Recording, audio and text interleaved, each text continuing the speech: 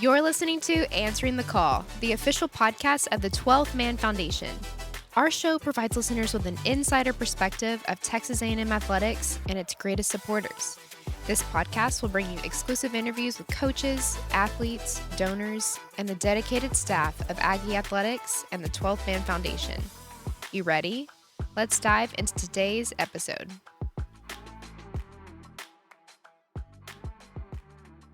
Howdy, and welcome back to another episode of Answering the Call, the official podcast of the 12th Man Foundation. This is your host, Ivy Robinson, and today I'm sitting in studio with Texas A&M Softball head coach, Trisha Ford. Thank you so much for coming on the podcast today. Absolutely. I'm really excited to be here and excited to talk to our fans and donors. You know, Coach Ford, it seems like it was just yesterday they were announcing you as head coach. And can you believe that this will be your third season at Texas A&M? Yeah, I feel the same, to be honest with you. I feel very blessed to be here. It's been a really good transition, and I feel like we've gotten the program moving in a really positive direction in a short period of time.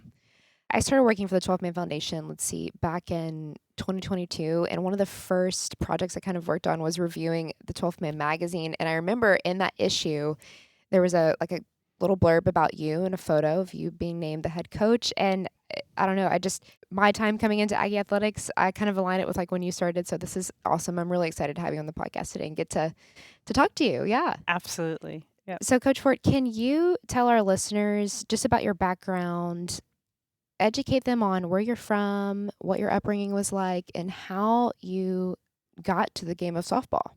I think everybody will tell you that was a part of my life. They knew that I was going to go into coaching. I did not. You know, I played baseball growing up. I was a 3-sport athlete. I played with the boys because the girls during that time, either there wasn't the opportunity or they weren't competitive enough for me. I'm originally from Fremont, California, which is like the Bay Area. I went to St. Mary's College, which is where I eventually met my husband. It's a small school up in Moraga, California. It's a great basketball school now. Randy Bennett has been there forever. And I started my career at St. Mary's and was fortunate enough to spend a couple of years there. I studied politics at St. Mary's. I thought I was going to be a research lawyer, but I had started coaching travel ball teams and doing lessons and all those sorts of things since I was about 16 years old. And it was just kind of in me. And so started my career there, worked under John Rittman at Stanford University for 9 years, was his assistant. And from there, I went to Fresno State. That was my first head coaching job, which was a really good first step for me. Margie Wright had done just a tremendous job for that program and really kind of laid foundation for many years of kind of, letting that area really be influenced by softball and making it big. And the support for the softball program was huge. So that's where I started my head coaching career and then spent 6 years at ASU, Arizona State University. And now I'm here in Aggieland. When I took the job at ASU, I told my husband I have one more move in me from a career goal. I wanted to get to this stage, but we have 2 kids. So I have one of each. I have a junior. She plays golf and softball, of course. And then I have a 13-year-old rascal son, and he is trying to figure some things out. So he does baseball, football. He did basketball. Emma came out of the womb athletic, and EJ's developing. So he lives in it's a tough household for him. But so when this opportunity came up, it really aligned with our family values, which I think is huge. When you have a family and you're working in this industry, it's not just about if it's a great career choice. It has to be a great career choice and also fit your family. So when I was at Fresno State, I always said that I wish that I could get this type of environment, but at a big time athletic school. And I felt like A&M was that, and it has been that. It's a great community, really close. People are friendly. You know each other. I always want to be a part of a community. I just don't want to be an object in the community. And so here in Aggieland, I feel like I'm part of the community. I can raise my kids here, and then we have big time college athletics. I'm so glad you brought up just kind of your career journey, and that's something I wanted to talk to you about, just the experiences of coaching across the country at St. Mary's, Stanford, Fresno State, Arizona State. Do you think there are any positions or opportunities that were extremely pivotal in paving the way to the SEC and your opportunity to be head coach of Aggie Softball? Yeah, I always feel like God has a plan. My 9 years with John Rittman at Stanford, I think he really helped mold me. And he's a very calm person, and I'm a fireball, and so he allowed me to be who I was, but also taught me like, hey, we're not going to get overworked over this, or you're not going to get, he kind of helped mold me into how to be a head coach. He was with USA for some of those years, so I was able to do some of the admin responsibilities that really helped me understand what it was like to be a head coach. So I think, still to this day, he's one of my closest mentors. I call him a lot. My daughter's going to end up going and play for him at Clemson. So she verbally committed at Clemson. And so I owe a lot of gratitude to him. And I think he really helped shape and help teach me how to be who I am, but also be able to stay in this profession longer than probably I would have lasted. That's awesome. Tell me about, you mentioned your daughter and your son, but the fact that your daughter is going to continue this softball legacy and play, I'm sure that's a full circle moment for you and for her to play for Yeah. Whitman. Yeah. There was not a lot of places that I would have let her go. I just know too much, and she really wanted to come to A&M. And so we were kind of at a crossing point because I think this would have been a tough situation for her, like mom as a head coach, and I probably wouldn't give her very much playing time and, et cetera, et cetera, et cetera. Could we have handled it? Probably, but she really loved Clemson. And obviously I trust John with everything. I mean, Emma was born while I was at Stanford. So I knew, and Clemson is it's very similar to A&M. It's a smaller version, but it's a small town community, big time college athletics. We are kind of a crazy athletic family. My husband used to coach at the college level for football, so she loves football. And so it kind of checked all the boxes. It's a good education, and she's going to be safe and play at a high level. So for me, it had to do more about I knew that she was in good hands and she could compete at a high level, and then she was safe. I like what you said earlier about you want to be a part of the community, not an object of the community. And like you said, I mean, the 12th man, College Station, the camaraderie of our fan base, and just this town in general is just a phenomenal community to live in, raise a family in. Yeah, it's funny because, kids never lie. And so our first year when we got here, both of my kids, my son in particular, was like, Mom, people are really nice here. And I'm like, yeah, it'll wear off. Like, it'll happen. Mom will have a bad series or something, and and it hasn't worn off. And we were actually out at a tournament. I was recruiting, my daughter was playing, and it was her nationals. And my son at the end of the tournament was like, Mom, I'm ready to go home where the people are nice. And so I was just like, man, that's such a cool thing. And he was 10 at the time, I think. And so, it's just the truth. And so I think this is just a great place, like I said, to raise your kids. Your manners, the etiquette, how you treat people is really instilled to the foundation of this community and being an Aggie. And I know we're not officially an Aggie because I, obviously didn't go to school here, but being part of that community, I think you really understand what that's like.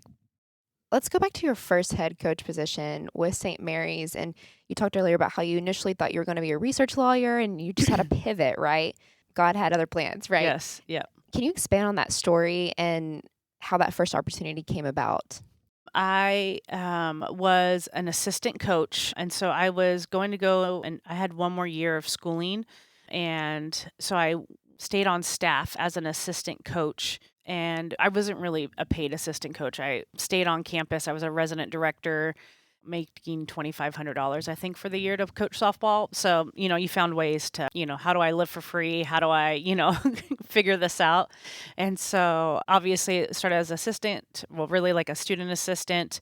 And then our assistant coach, which was Maureen Brady, Tom Brady's sister, she went into nursing school. So she had to kind of step away as an assistant because at St. Mary's, it wasn't fully funded. So she went that direction. So I kind of fell into that spot as an assistant. And then some things kind of occurred and our head coach had to step down.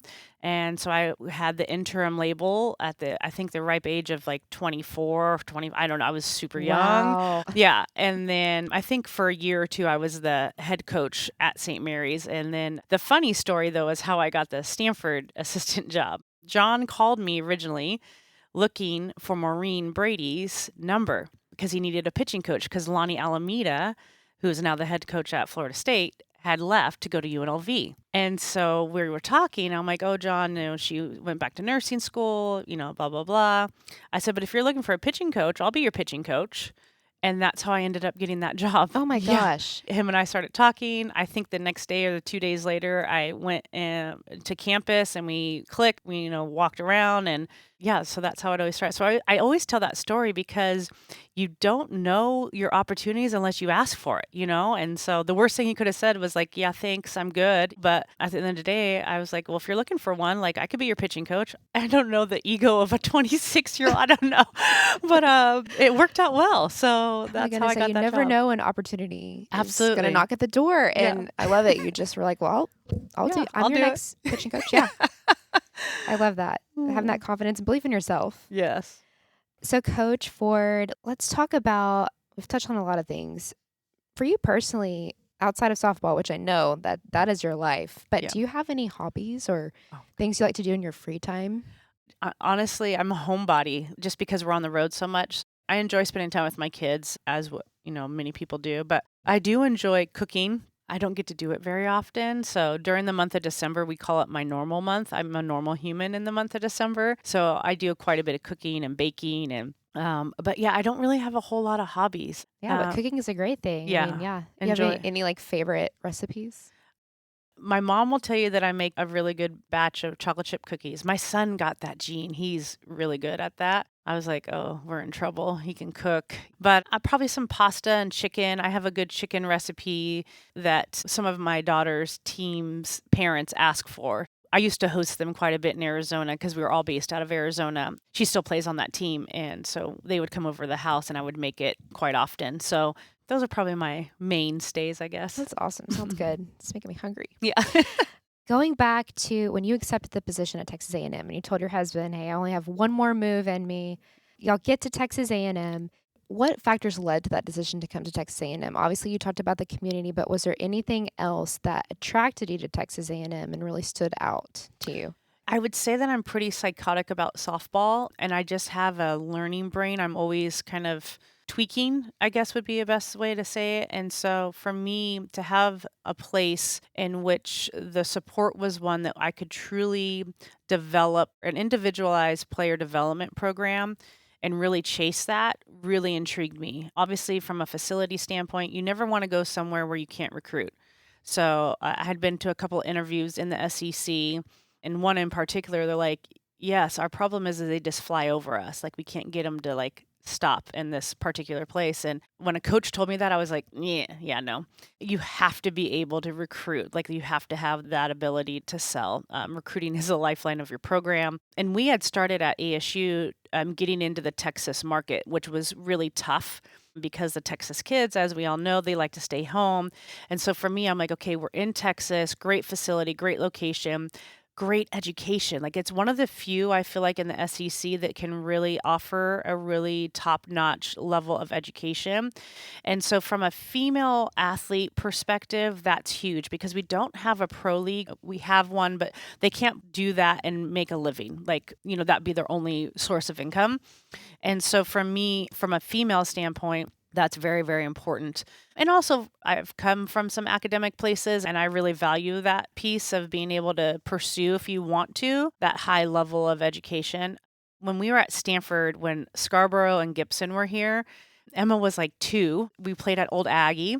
My dad was here supervising her, and she fell down the stands. But, that's what happens when grandpa's supervising. But I remember a feeling of just the support, the energy that was here, and the 12th man. Like I got a good taste of the 12th man.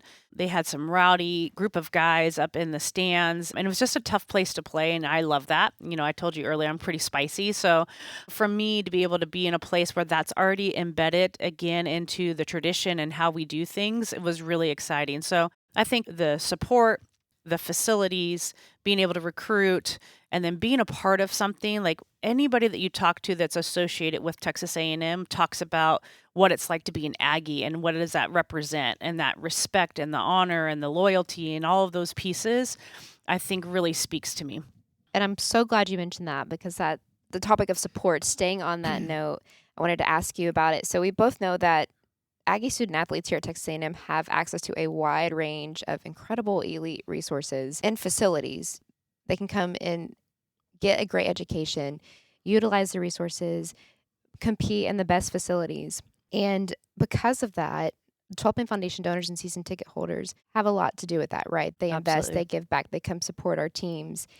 Can you share your perspective on these resources and how you've seen the level of resources impact the success of your program and just the overall well-being of your softball players? Yeah, I mean, I think we do it differently here. I've never been a part of a university in which that piece was so important to everybody. I think our student athletes get it, and I think that's why they give back so much when they're done because of their experience and understanding what it's like to reap those rewards. But I think when it comes to like my personal experience in the 2.5 years I've been here, there's been some projects that I've wanted to do. We got Proteus, there's some player development things that we got that I think has really helped us from an analytics standpoint that has really, I think, just quickened up our timeline of going from where we were to where we are today. I think being able to charter is huge. That's something that others don't get to do very often. I'll never forget my first series. We played Arkansas my first year, and I was home on Sunday before it was dark. And I'm like, what is this? Like, this, I could get used to this. So, those abilities that you get to be in your own bed, you get your recovery, like, all of those pieces are really, really important to how your players play. I think the other piece is being able to get into the recruiting scene and being able to get these transfers. NIL is going to be an integral part of our success. This past year, we were able to go out and get quite a few transfers. We needed to get some pitching.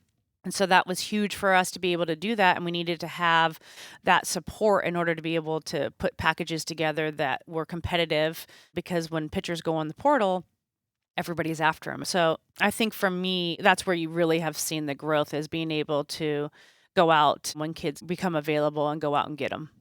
You mentioned NIL and how it is here to stay and it's a prevalent part of college athletics today. Can you just provide our listeners some context on how you have seen NIL impact the student athlete experience at Texas A&M?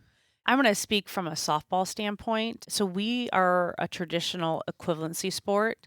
So we have 12 scholarships throughout our whole roster. And so for us, NIL has to do with a lot. I would say in 80% of the times is being able to pay for their tuition, books, fees, room and board. So it's kind of it's used in a different way for a lot of different programs, but traditionally that's what softball has been used for. In addition to that, we have a couple that they're paying for expenses of like getting their parents to games, being able to go home during the holidays. Those that follow softball knows that there's a kid that was in the portal this past summer and she's getting 1.25 million for a year. And so, yes, are there some of those? Absolutely. But I think for us, we have to stay competitive and it is a big number when I say how much we need every year, but it's really for us to go out and stay competitive and really be able to take care of that scholarship piece plus some money to hopefully keep them out of another conference team in our league. So, Mhm. Staying on the note of resources, let's talk about Davis Diamond and ugh, just the facility in general. That stadium opened on April 27th in 2018. And I have to mention as well that Becky and Monty Davis, avid supporters of Texas A&M athletics through the 12 Man Foundation, they generously contributed the lead gift for that stadium project that provided Texas A&M with the finest softball stadium in college athletics. So, what does it mean as a head coach to you to have that stadium? We're talking about recruitment and just the student athlete experience in general, but what is your favorite part about Davis Diamond? And just provide some context there for our listeners. yeah, well, I think you walk into Davis Diamond and if it's the first time you're walking in, you kind of gasp. You have to catch your breath. My husband did that when we came out here for my interview. He walked in and he was like, whoa. It just kind of takes your breath away. They did just a tremendous job of designing it. It's the best facility in the nation.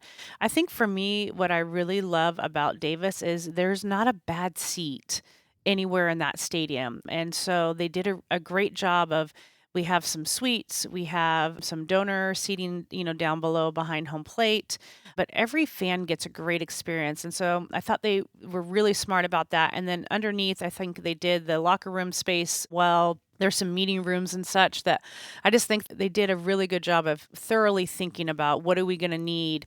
But when you talk about facilities, when I was saying about that earlier, why I took this job, facilities, Davis Diamond. I mean, again, it just goes back to you walk in there and it's just a great, I mean, good playing surface, all the technology you could want. And, the video board is, I feel like it's like half the field length. So, and then you meet Becky and Monty Davis, and man, they are special people. And I love people that are just normal and give so much to others. And you would never know that Becky and Monty are the lead gift in many of our projects here at A&M, but their generosity, their heart, they just are so impactful into this community and really to my family. I spent a lot of time with them, and Becky just had a birthday here in December, and I sent her a little note of just how thankful I am that they've really taken in my family. Monty gets to talk about his hunting stories with my son, and so we enjoy them. We're very, very fortunate to have cross paths with them. I want to bring this up. So in 2024, you led the most wins in an Aggie softball season since 2017. And the Aggies finished the year 27-2 at Davis Diamond, which is the highest home winning percentage since 2011. Also, we have to bring up that Texas A&M earned the national number 16 seed in the NCAA tournament. Y'all hosted a regional, and you advanced to the NCAA Super Regional round for the first time since 2018. When reflecting on all these accomplishments, how does it feel knowing that you just inherited this program 3 years ago and now y'all have accomplished so much? Yeah, I don't spend a lot of time about that because I want us to be a perennial World Series team. So I feel like I still have some tweaking to do. I was very proud of, especially our senior class last year that graduated, because they've gone through a lot, right? They came to A&M, were with one coach, and then they get me, and we're kind of on two ends of the spectrum. And they just did a really good job of transitioning me here into Texas A&M. And I felt like they truly understood how to leave it all on the field. And so I feel like we're building something. I am super proud of what we have done so far, but I'm still chasing it. I don't want us just to go to the World Series one year. I want us to consistently be in that mix. So, and that takes time, I know, but patience is not something God gave me. But I always laugh and said when he was handing out that virtue, he skipped me. I was in the bathroom or something. But yeah, so I think when you really enjoy what you do, I think I'll reflect back on things when I'm done with my coaching career. But right now, I'm just chasing it.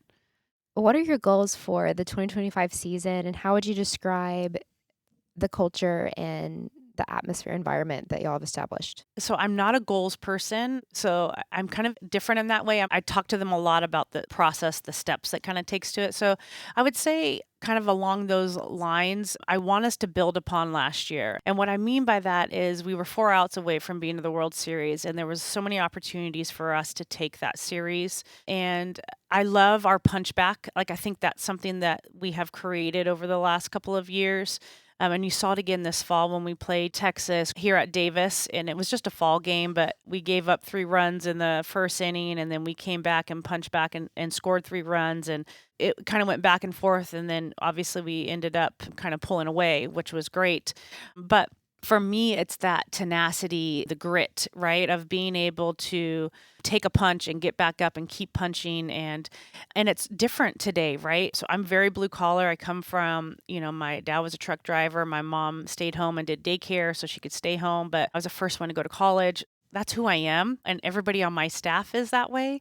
And so for me, that's how we will always play the game. So I know we're in our era of new age, but there's a way to still teach them those values, but still be, kind of modern in today's world. And so I think that's what we're a really good mixture of. I think when you talk to coaches, they're like, there is a specific way we play. We play hard. We're going to go in hard. We're going to break up double plays. We're going to not get pushed around. I mean, those are some things that are very important to me because especially when they leave this sport, you're teaching them life lessons. So being able to hold your own, stand up on your 2 feet, look somebody in the eye, demand things out of yourself, out of your team, out of your boss. I mean, all of those things are just great characteristics for somebody to be successful in life. And then we never give up. I think one of the best compliments I've ever had was a coach came up to me and said, I can never have a sigh of relief until the last out when we play against you. It's like I am always on red because we know that you'll score, 6 runs if you need to, or you'll